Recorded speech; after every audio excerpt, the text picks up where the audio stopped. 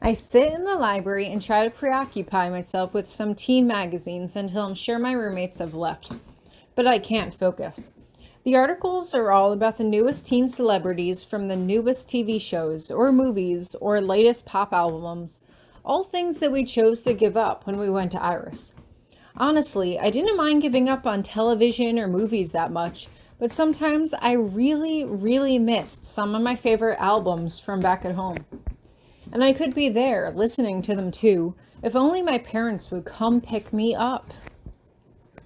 Eventually, I decide it's safe to venture downstairs and I don't encounter anyone in the halls as I make my way back toward my room. The dorms appear to be entirely empty, except for me. Sighing loudly to myself, I decide to take a hot shower before I head back to my room and snuggle under the covers. It was still late afternoon, too early for bed, but there was nothing for me to really be awake for. Hopefully my parents would come pick me up this weekend, and then I could go home and leave this place behind me.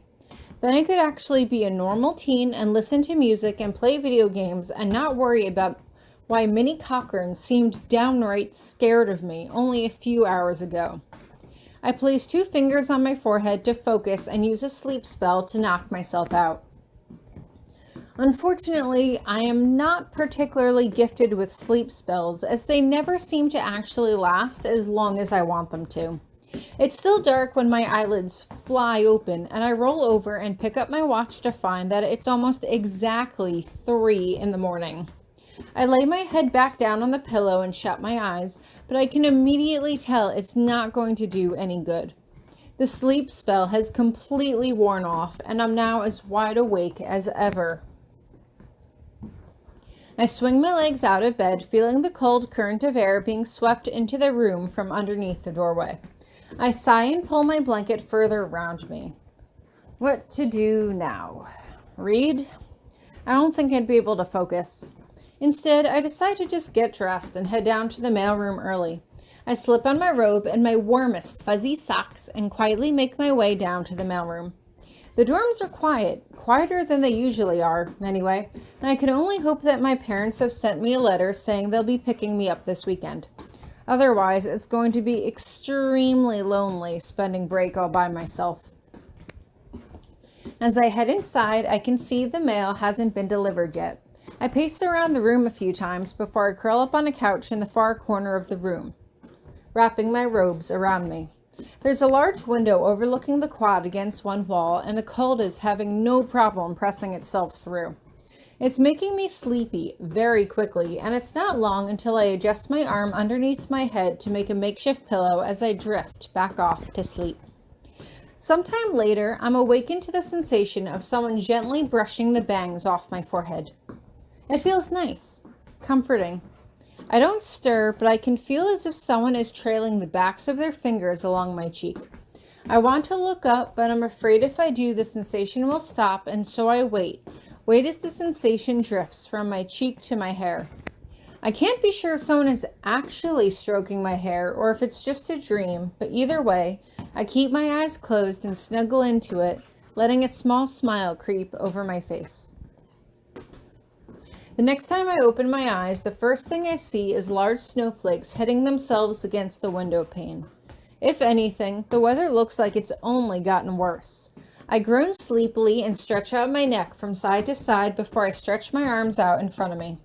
I rub at my eyes and blink into the bright overhead lights until my eyes adjust to see Professor Grabiner sitting at the sorting table a few feet away from me, reading a book. He doesn't look at me, but I can tell that he's aware that I'm up by the way he seems to be staring through the book instead of reading it. "Sir?" I ask groggily. "Sleeping in here so I can't punish you for being late?" he asks, still not looking at me. I snort. "No. I don't know. Woke up early, I guess." I stretch my neck from side to side again as I adjust myself on the couch. I check my watch. It's just after 9 a.m. Whoops. So, am I still late? "Well, considering you were here at 5, I doubt arguing semantics with you would be a good use of either of our time," he says. "And, considering most of the students are away on holiday, I didn't expect you to be here anyway." Oh. I look down to the floor. Right. My parents probably aren't coming for me with the bad weather and all. Are you sure? He asks. He gets up and hands me an envelope that had been sitting next to him on the table. As he gets up, I realize that he's not wearing his signature cloak, and as I struggle to free myself from the makeshift blanket around my hands, I realize that it's draped over me. He doesn't say anything about it, and I decide not to comment on it just yet. I rip open the corner of the envelope and then pull it open with one finger as I extract the letter. Except it's not a letter. It's just a note. Sorry we couldn't come get you this year. Have a great holiday. That was it. That was all that was written. I turn the card over in my hands, flipping it from front to back, daring there to be more. But my parents are non-magical. It's not charmed. There's no secret message written. That's just literally all that's there. I slump back into the couch and stare at my mother's familiar handwriting, trying to process the letter, trying to explain it to myself rationally, but no rational thoughts come. Instead, there's only feelings of distrust and betrayal and anger, and a powerful wave of nausea that hits me in the stomach like a wave. Yeah, I say bitterly. I'm sure. He raises an eyebrow, his eyes still trained down towards his book, and that's when another wave of emotions hits me all at once. Suddenly, it's all too much for me. The back and forth attitude I've had with Grabby for the past few months, spitting wildly between pure hatred and titillating confusion, Minnie's refusal to talk to me, Thomas's over-friendliness, the fact that I couldn't seem to trust Virginia or Ellen or even Donald with anything, my parents pretty much just abandoning me here. For a second, I just sit there, fuming, until I'm vaguely aware that his cape actually smells like him, of old books and parchment and something else I can't quite place, and instead of being calmed, I'm incensed.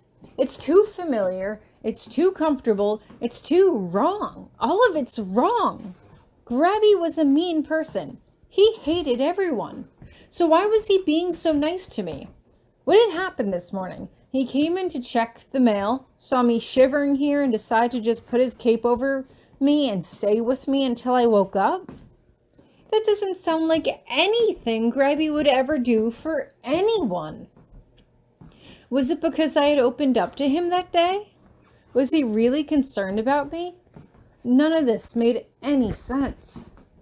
The thoughts are starting to make my head spin, and I get up, tossing his cape aside as I crumble up the letter and envelope into a ball and throw it into the fire Grabby had apparently lit while I was sleeping.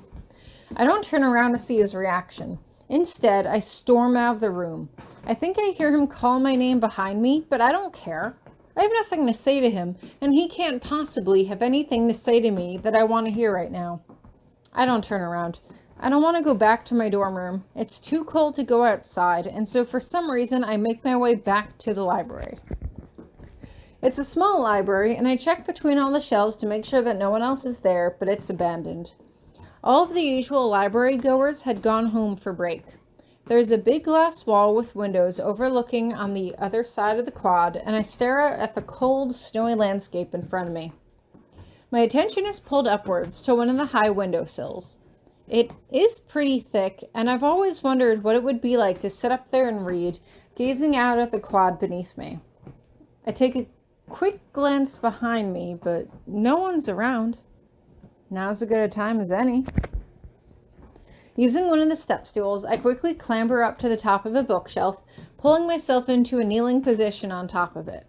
They are quite sturdy, bolted to the floor, and I take a moment to realize that I'm actually kneeling on top of a bookshelf as I inch my way towards the edge, towards the window. It's not a far jump by any means, but I don't want to hit the window with too much force and bounce backwards off the sill, so I rock back and forth on my heels a few times before I actually make the jump. I make sure to push myself forwards as I fall, pushing my weight into the window, and I don't fall back.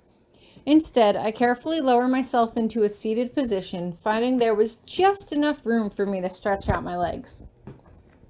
I glance down beneath me.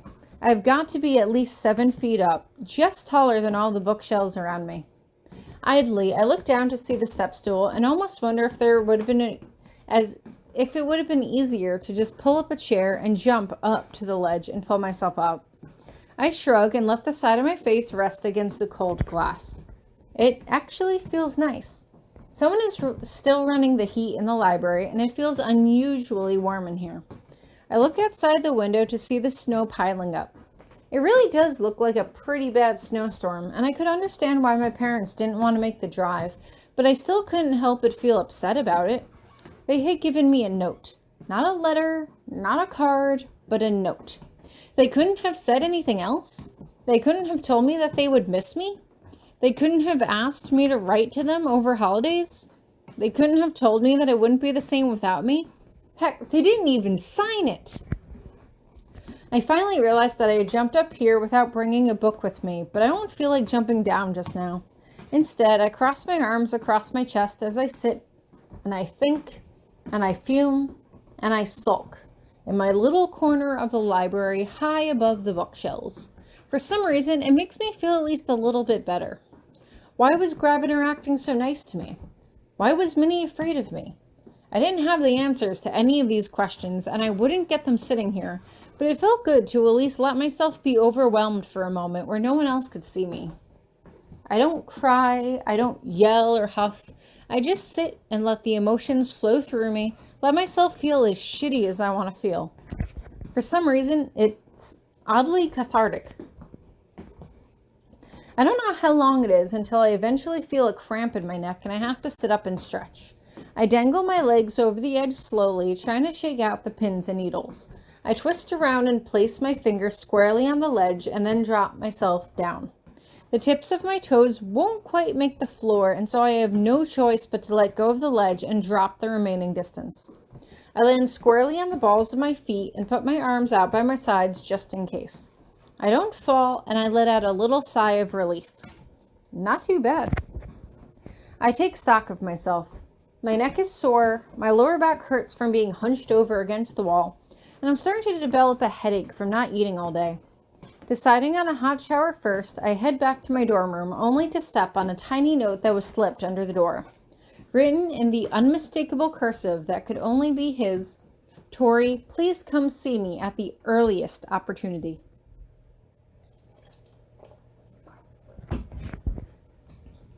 It's written in the top left of the card, leaving most of the space blank. I'm not quite sure if he meant to write more and simply decided not to, or if he had written more and then erased it. I tap the card, trying to figure out if it's cloaked for my eyes only, but much like my parents' note this morning, that's all that's there. I sigh and shake out my hair in the mirror. I look ridiculously tired, but I might as well just head over now and see what he wants. It's cold outside, and as I stomp through the snow in my sneakers, I realize that I probably should buy a pair of snow boots for the winter months. Unfortunately, the snowstorm snuck up quickly, and none of the buses would be running back to the mall until after break, so I was stuck dealing with what I had. I marched my way sleepily up to Professor Grabiner's room, knocking on the door. It's really cold and dark outside. I'm not quite sure what time it is, but no one seems to be around. Not that that should be a surprise anyway. I knew I probably wasn't the only student who stayed behind for break, but it at least seemed like it. I knock on the door again and stifle a yawn. What? Professor Grabiner is standing in the open doorway in pajama pants, no shirt. I shift my eyes quickly down his front, from his broad shoulders down to his... I jerk my eyes back up at his face quickly. Hi! I am aware that I am squeaking. What are you doing here? He asks, and I shudder, either from the weight of his stare or the cold. Your note? I ask. You told me to see you. He closes his eyes as a look of frustration crosses his face. Yes, I said, at the earliest opportunity. I hold out his card for him to read it. Yes, but do you have any idea what time it is? He asks in a cold, angry tone. No.